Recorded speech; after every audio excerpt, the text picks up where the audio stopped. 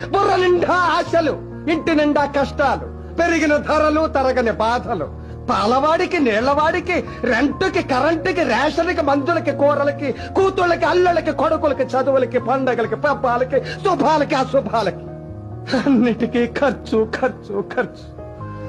తెల్లవారితే సమస్య, నోరు విప్పితే డబ్బు, అడుగు వేస్తే అప్పు. అన్నిటికీ సాకు 1వ తారీఖు. అది సర్వరోగ నివారిణి. 1వ తారీఖు అని 30 రోజులు ఎదురు చూస్తాం సార్. చివరికి అది ఇలా వచ్చి అలా వెళ్ళిపోతుంది. వరద బాధితులను ఆదుకోవడానికి హెలికాప్టర్ వచ్చి వెళ్ళిపోయినట్టు. 1వ తరగతి వాడికి 2వ తరగతి, 2వ తరగతి వాడికి 3వ తరగతి, ఇలా అన్ని తరగతుల వాడికి ఎదుగుదల ఉంటుంది. ఒక్క మధ్య తరగతి వాడికి మాత్రం ఎదుగుదల ఉండదు సార్.